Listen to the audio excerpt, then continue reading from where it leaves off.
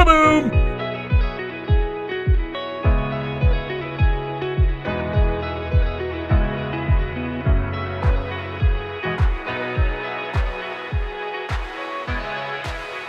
All right, before Tyson and I dive into the MLB rookie discussion, I thought I would ask these guys their thoughts on the declining MLB prices. I think they might have just as good of an opinion as us. Guys, what's going on, man? Why are 27 of the 30 players dropping in prices these days in Major League modern day rookie cards? Any suggestions? They're scared. They're running. These little boogers, man, there's the hen. That guy rules the other 16 in here. Anyway, on to the conversation with Tyson. Let's go. Tyson, happy Saturday morning to you. Happy Saturday morning to you as well, sir. How are you? Great. Did you have your coffee? I do. I got my Tim's, up north Canadian coffee, $2. Take it. Is that Tim Hortons? Is that what it is? Yeah. Okay. Got a little different cup right now. It's their supporting kid camp cup. So. Oh, that's so cute. Yeah, just give them back. I got my local brewery here. And they got a 24 ounce. So it's like, this will get me through basically 10 a.m. and I'm pretty good. I know. It's sad. That's the same for me. I know. It's already like 2 o'clock. Where's my next coffee coming? Do you drink coffee throughout the day? I think I find myself in the summer, I'm like with the kids are out doing things. It's always a quick stop. So I'd say more in the summer, but when I'm at work, no, it's kind of like coffee in the morning and then just kind of I'm good till I usually don't do 2 a day when I'm at work. Yeah. For me, I don't know. It's a sense of like security when I'm doing something that I know needs like high productivity. Yep. Something about having a cup of coffee makes me feel like I can be more productive. I same as a teacher when I'm lesson planning in the morning and I'm coming through things and that coffee just kind of gets that mind going, gets my organization going. So definitely with you on that for sure. Yeah. Anyway, we're not here to talk about coffee. We're here to talk about this crazy report you just put out. And thank you for doing all the work behind this. It's your numbers are outstanding.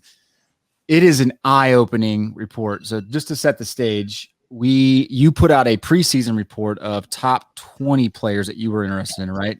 Correct. And then some fringe players. And you've been tracking that throughout the season. And these are like legitimate guys. And you just did your mid-season report on player prices across MLB. And it's staggering. Right. What's your quick take on it? Set the stage for us and we can talk through a little bit.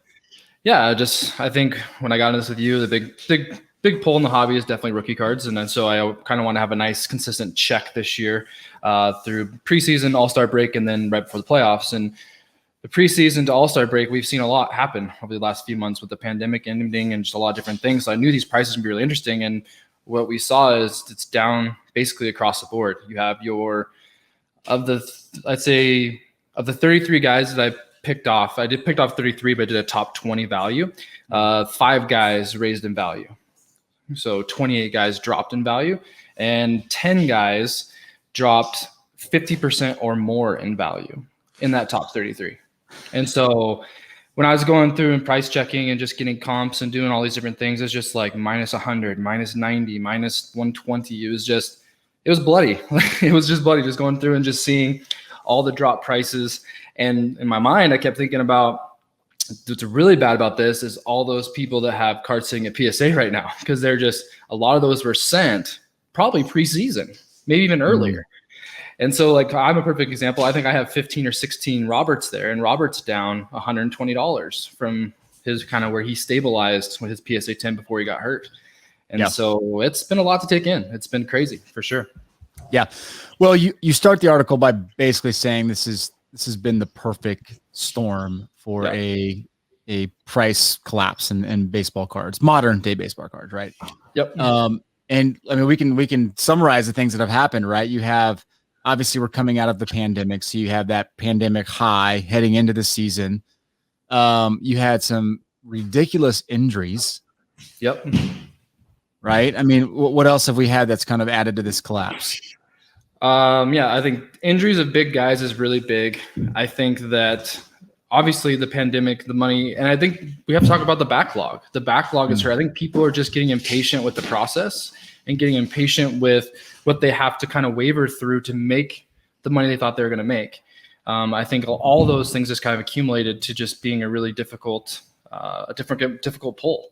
It's difficult for people to wait that long to get what they think they're going to get on their return. Yeah, that's a good point. No, and to the point on injuries, like, I mean, we're not just talking fringe players. I mean, you got Ronald Acuna, obviously that's the big name. You got Eloy Jimenez. You mentioned Cabrian Hayes, Luis Robert, who should be coming back in the next few months, right? You got Madrigal. And you got some other French players in there too that have been hurt. Eloy. I mean, the White Sox have been hammered. Kyle Lewis. Kyle Lewis. Obviously, Mike Trout.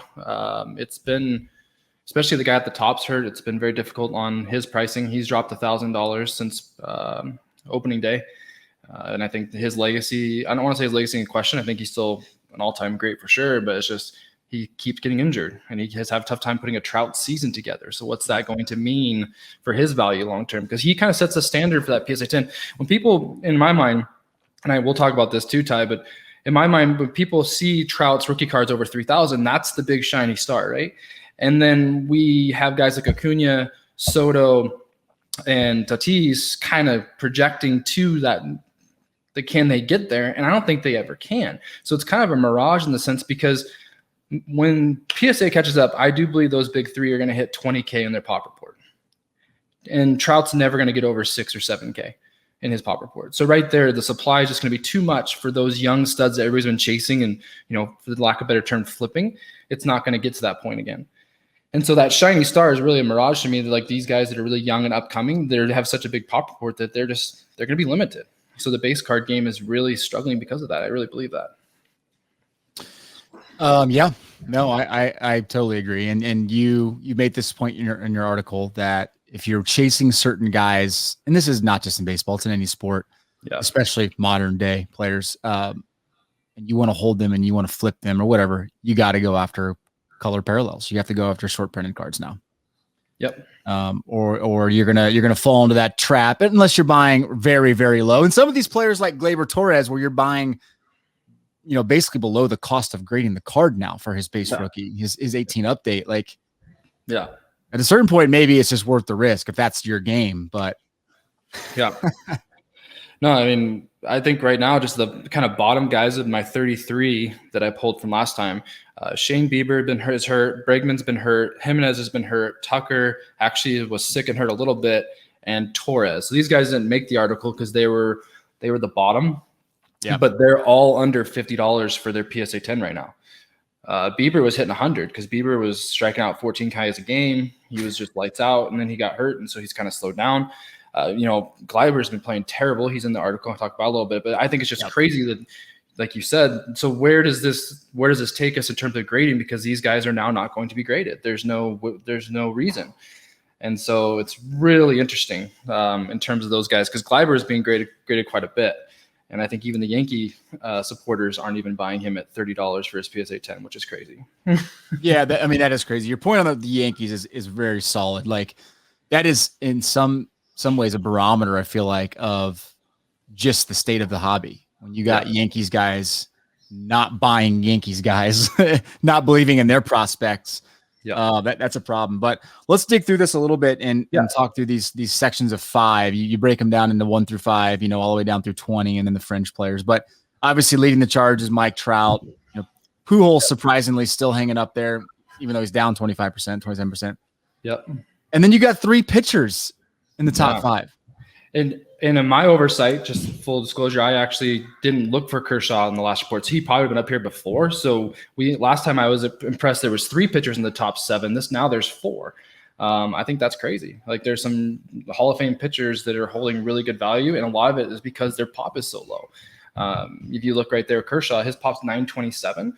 DeGrom's 1150 and Verlander 932. So they're all hovering around 1,000. I mean, that's not close to any of the Acuñas and all that stuff, right? So that they're going to have definitely advantage in supply long term as being Hall of Fame pitchers. But yeah, in terms of the list, Mike Trout and Pujols definitely did the most damage to the overall market cap of those guys. They have dropped almost $2,000 combined. So that's huge. So Yeah.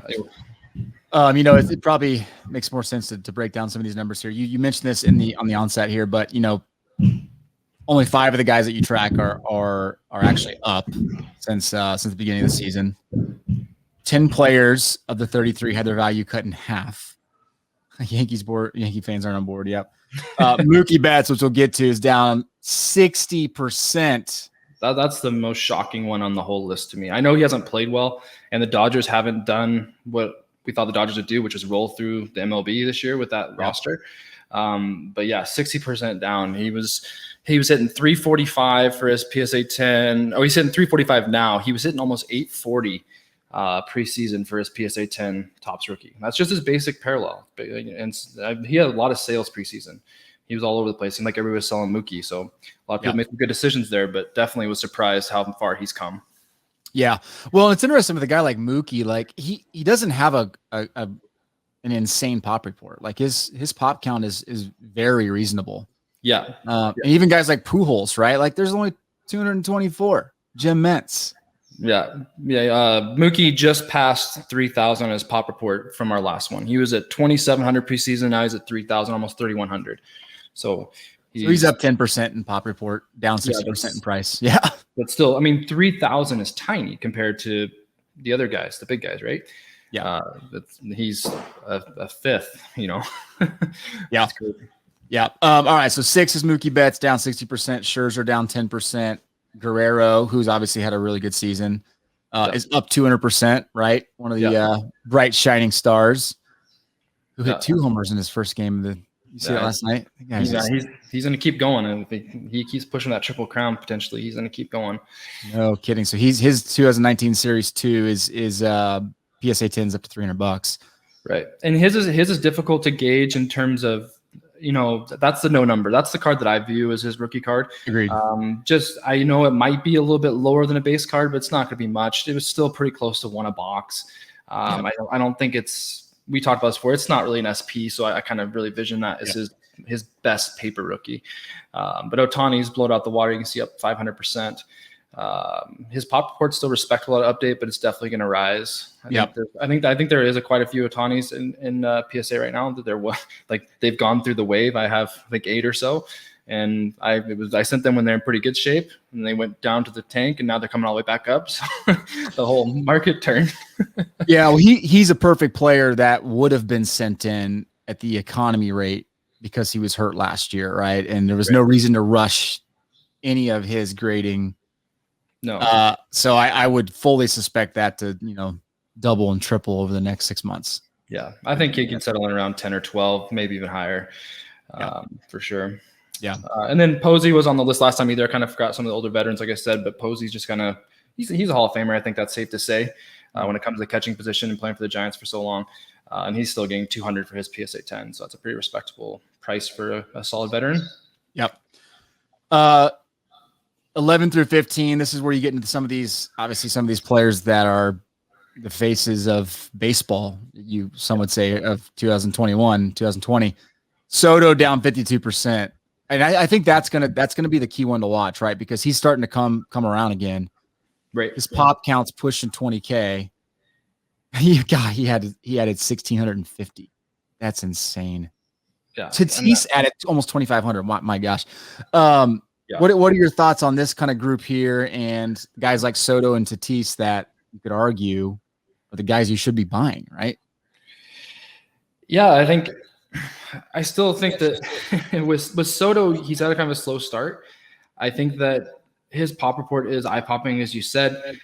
I don't think he ever should have been 300. I think for that pop report, I think 200 might be kind of the best it's going to get for him, even if he continues to play well at that pop report. I don't see it getting much higher because of the supply just blocks my thinking on him getting much farther. In terms, Tatis is going to get there too, because I think Tatis has more PSA right now than Soto because he's a little bit later in the product. I think a lot of people sent Tatis, and I just felt like when I was opening 19 Series 2, it just seemed like Tatis wasn't hard to find.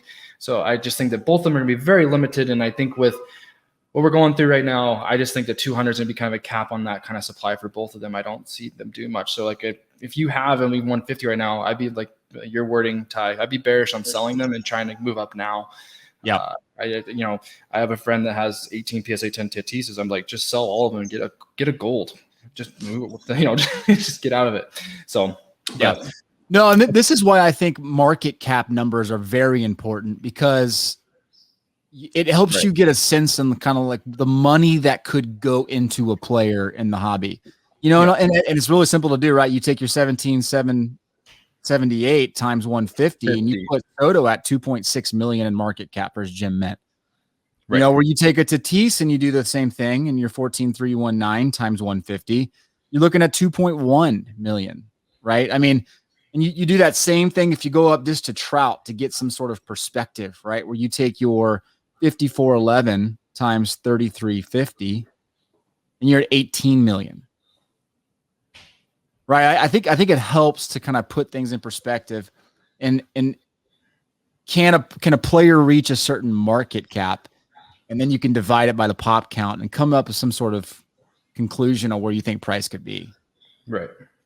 Yeah, I guess, definitely the market cap. So with what you just said right there, then Soto still may have a little bit more room to go. What would Soto be at those numbers if he was 250? What would it be?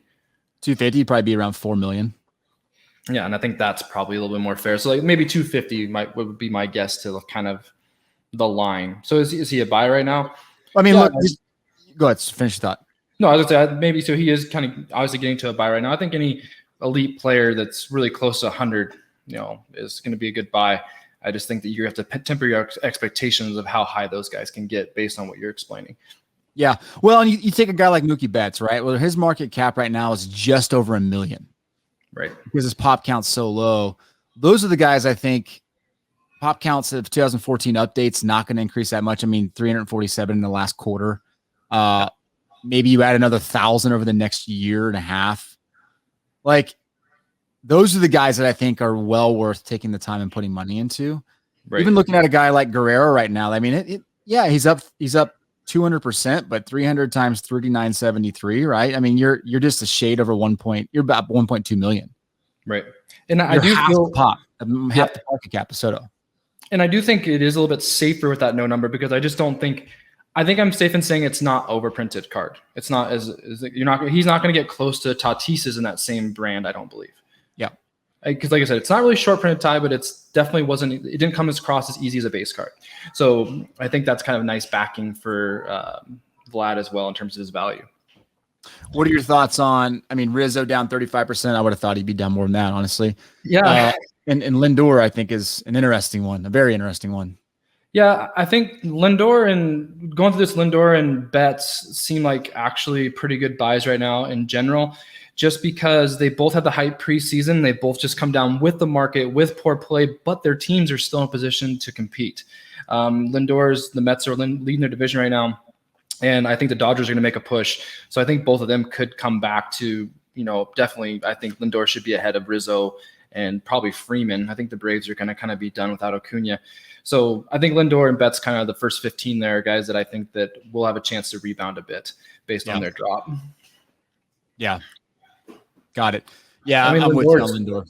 And Lindor's under 1,000 pop. I mean, that's insanely low. It's a very, definitely. Yeah, to me, that's a no-brainer. It's just a no-brainer for a guy in New York with a pop, count less than 1,000. My gosh. Yeah. All right, and then you got 16 through 20. Obviously, we know about Acuna. I mean, just the fact that he's at 18.5 and his pop count is just insane.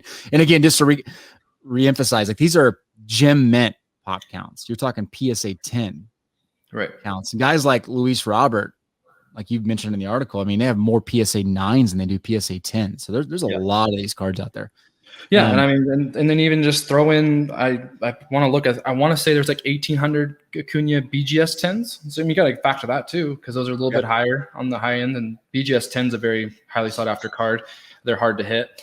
But the thing with Acuna too, I want to mention for the listeners was that before he got hurt, he was only at 150. So he hasn't just plummeted. He's only come down about $25 so far. He'll probably come down a little bit more, but I think his supply was hurting his value, and the market coming down has hurt his value. So it's not just because injury wise at 16, he'd probably only be at 14 or 13 if he was still doing what he was doing right now. So he's come down. I think he's a really good example of the market tie, because Acuna's been playing pretty lights out. He's been hitting home runs. He's been the face of the baseball. He gets beamed by the Marlins on one day, comes back, leads off with a home run the next day. He's been doing it, and his market, his value is still falling. And so there's no way to argue, to me, that there's something going on there.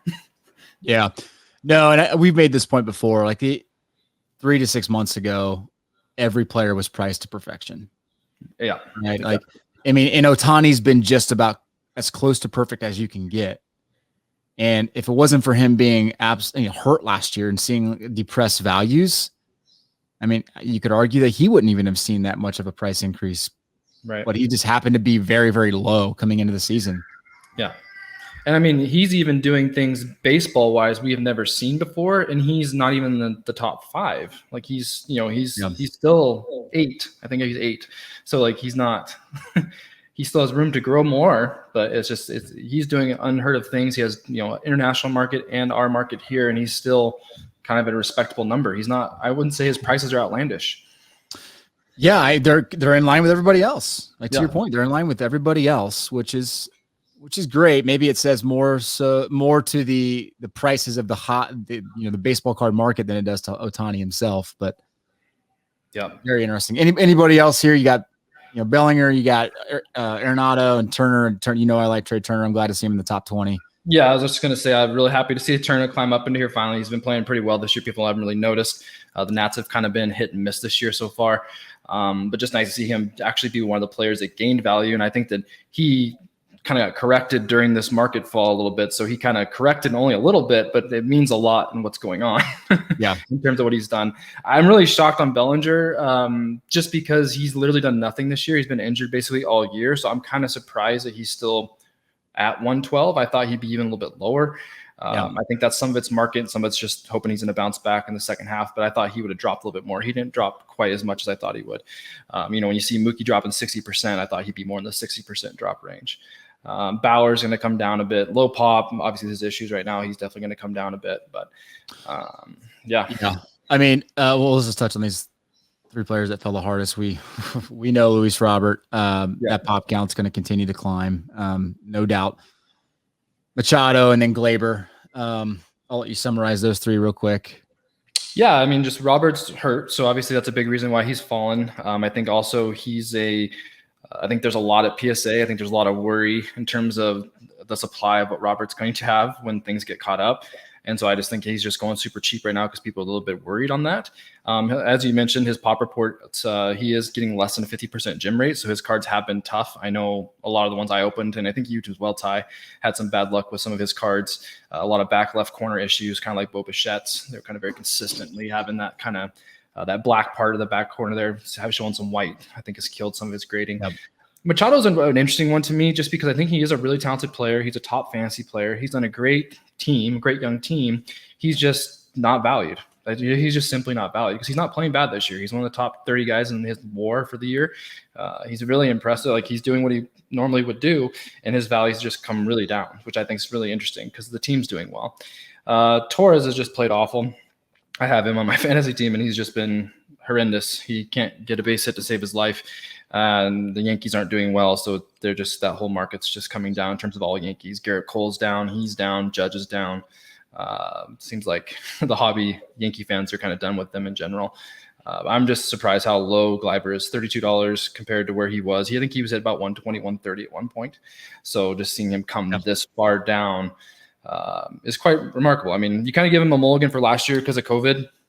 But then, because 2 years ago, he was phenomenal. He's a 40 home run hitter. And then these last 2 years so far, nothing. They're not even close. It's like 2 different players. So I've been really shocked to see how different Gleyber has been between the 1918 and 2021 so far.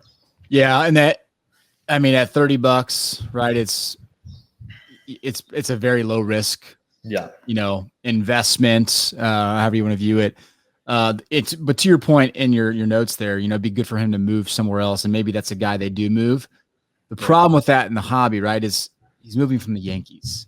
He's moving away from the good market. And that's tough to overcome, I feel like. a lot of these guys, right, where they have a couple bad seasons, it's much harder for them to ever recover in the hobby versus a guy coming up from, in the system who is not really known and then exploding. Right. So I'd be curious to see what happens there. And with Machado, and I'm doing a video tomorrow on this, just like how politics and lovability come into play for a guy's values. And I feel like Machado's one of those guys, and there's a few of these guys where Bauer, I don't know if people like, when I think of Machado, I think of just kind of an idiot, like. Yeah. I think I think Harper gets a little bit of the Machado issue, which I want to bring him up just because they're guys that left for big money. I think that rubs people wrong, whether it's, they're doing it for themselves. That's great that they're supposed to. I mean, but I do think that leaving for big money tends to not go well. Look at A-Rod, look at, different guys have done that in the past. People kind of hold a grudge against them and they just instantly kind of become hated. Yeah. Kind of like you said, but I want to mention that it was because Harper and Yelich are not in the top 20. Those are two guys that were staples in the top 20 last time and had a lot of movement in their cards. And both of them are completely down, not even in the top 20, which I think is pretty shocking as well. That is shocking. Yelich is an interesting case study, right? I feel like he just kind of disappeared the last 48 months. Yeah. So tell me about the players that you were surprised not to see. You just mentioned two of them. Any other young players or just players in general that you think are probably worth watching but aren't on this list? Well, I think since my article was pretty recent on those top 5 guys to buy, I think I still feel strong about those guys. So like Bogarts, Devers, I think Bichette's a massive buy right now. Bichette's being overlooked completely because of Vlad, rightfully slow, but Bo's doing crazy things right now. People aren't noticing, and his rookie cards are just at $50 for his PSA 10. So I had a choice just the other night in a little raffle that I won between a Bo Bichette refractor PSA 10 or a BGS 9.5 Soto and BGS 9.5 Acuna, and I took the Bo refractor. I ate the value of the other two, and I took the Bo refractor just because I think his value is going to be better, and I wanted the color, right? And so I just think, in my mind, I think Bichette's a great buy right now for sure. I still think Eloy, when he comes back, I still think he's already hitting home runs right now in his rehab. He's kind of seems like he's coming back. I really think Eloy kind of has a Vlad type approach in terms of his hard hit rate and the things that he does hitting. So I do think that people should get a little more excited about Eloy as he comes back, because that team's kind of treaded water with their injuries. If they kind of come back with Robert and Eloy and even get Madrigal late, they might be able to make a push. And so I think Eloy's a good spot. And I think Bieber's a good spot. If you see where those pitchers, high-end pitchers, I still think Bieber can be that. So I think Bieber's a guy that I'd kind of stash if you want to see on a long-term pitcher, because Cleveland does pretty well with pitchers. So yeah, no, that's good. That's good. And then those are some really good names. I'm a huge fan of Bo Bichette, and I totally agree. He's having an insanely good season right now. Yeah. And every time I look at the box score, because I see Vlad hits a homer, I'll go look, and Bichette's like 2 for 4 with a double and a homer. And it's like no one mentions Bichette over here with his 296 average, right? Yeah, slugging 400, and you can't get any love. It's kind of frustrating. Yeah. Some other shocking numbers, I think, just to kind of give people some perspective. Pete Alonso is $33 for his PSA 10 right now.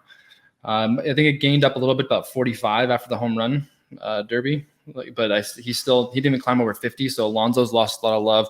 I can't understand Jordan, to be honest. Jordan's 33 right now for his PSA 10. I think that's insane for what he's doing. I think another pitcher to watch if you want to kind of, for the long-term pitcher, I think Brandon Woodruff has done really well. He's only around 80 to 85. It's a little bit high right now, but I just think that he can be another guy that might have that long-term pitcher Verlander-ish type career if he keeps it up for sure. But other than that, I think the other 5 guys are kind of on my guys to get undervalued. So you could check out that article for sure. But all in all, this stuff, it's pretty fun stuff. It's crazy. It's great data. Great data. Thanks for breaking it down. Last question then would be around the rookie class from this year, 2021 rookie class. And I know it's been, I can't think of a year that it's been this bad in a long time. What are your thoughts on the rookie class? And maybe not so much the rookie class in general, but as you look at like a series 1 and a series 2, you're not going to get Wander until 2021. So even update this year is going to be a little, oh crap. With Brian Hayes going down, that changed things quite a bit at the beginning. But what are your thoughts on the rookie class?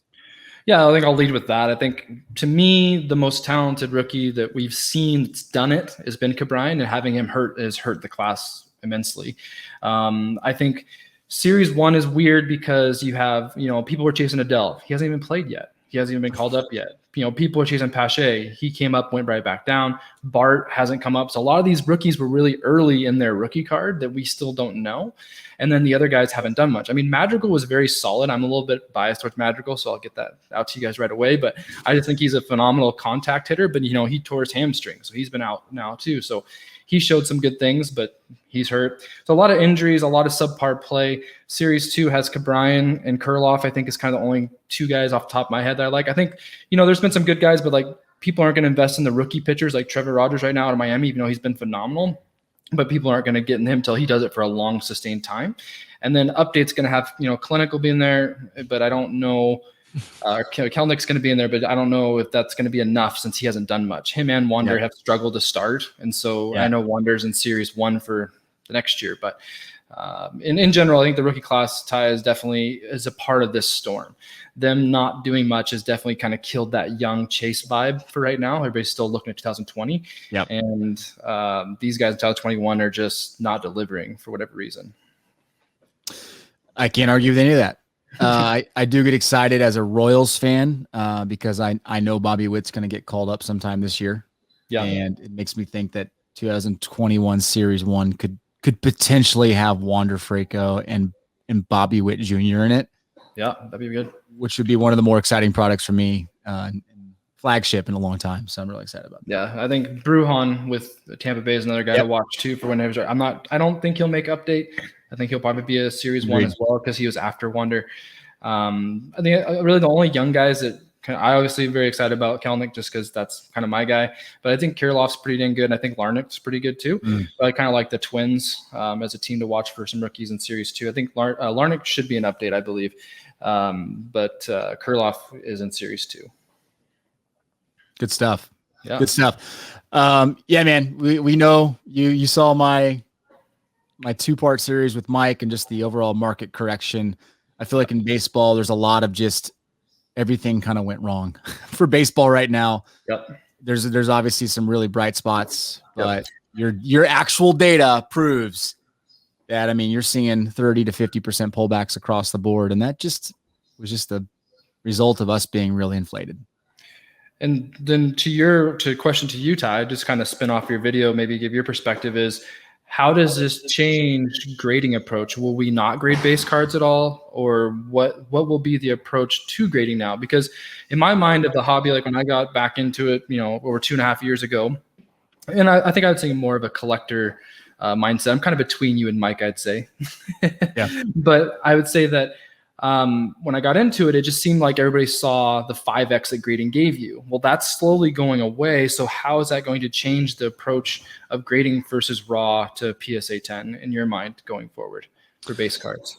Well, a lot of it will depend on what the grading companies do. And there's no way to do it right now with PSA, right? That'll change. But, I'm hearing economy is going to come back, but it's going to come back at, $60 to $100, and that obviously just answers the question very quickly. Like, you have to be super selective and you've got to understand how PSA grades if you're going to even have a shot at that. And you're not going to be sending in fringe players anymore. So I think in a lot of ways that actually helps the market reset, because no, we should not be paying $275 for a Luis Robert base rookie card when we know there's going to be 20,000 of them. Like, Like the market should not have a $5 million cap on Luis Robert. He's halfway through his first season. Yep. But you also go say, hey, we'll go grade it at SGC. You get it in 3 weeks. It's $25. Well, okay, that's great, but you get a fraction of the price you do for a PSA gem, and you still got declining prices. So I think it's all going to reset and figure itself out. But if you're thinking you're going to send 20 base cards, 50 base cards in, like, you're out of your mind if you want to do that right now. And especially with the rates are getting lower. Like, a lot of people are getting worse grades now. So it's like, well, you used to be able to send 16. A lot of times you get 12 10s. Now you're getting 4. And so you can't eat that. Like you said, it's going to be very selective for sure. Yeah. And that's real. Like that's just not us throwing out a number. Like, you talk to you talk to just about anybody that's getting their submissions back, it is across the board. The gym rates are falling. Yeah. They just are. Yeah. Do you think that's upping the standards or trying to control pop reports because they're seeing how bad it's getting? I think it's a combination of both. I mean, look, the grading companies realize, wait, we have all these guys sending in X amount of cards and they're making 5X their money, like you said. Why don't we make more money too? Why don't we eat into those profits? Like this is ridiculous. Yeah. But at the same time, they could not continue to give PSA 10s at a 75% clip. Right. Like it just is. They had to up their standards. Yeah. And like PSA, right? They're buying technology and developing technology, and there's obviously other companies like HGA that are using AI to do it. Perfection is easily detectable now, right? Yeah. So it's hard for sure. Awesome. But anyway, man, good stuff. Thanks for popping on a Saturday morning, walking us through this. There's a couple names on here. I am very interested in maybe pouring a little money into some of these guys because like Gleyber Torres down 60% at $30. Like to me, guys like that, Bo Bichette at 50. Why not? Why not grab a few, hold them long term? Some of those guys I believe in. So yeah, definitely. I'm with you on Bo for sure. Gleyber, I don't know if it can happen in New York. I feel like he's feeling the heat. So we'll see. Yeah. Cool. All right. Have a good weekend. All right. Thanks, buddy. Thanks, Tyson.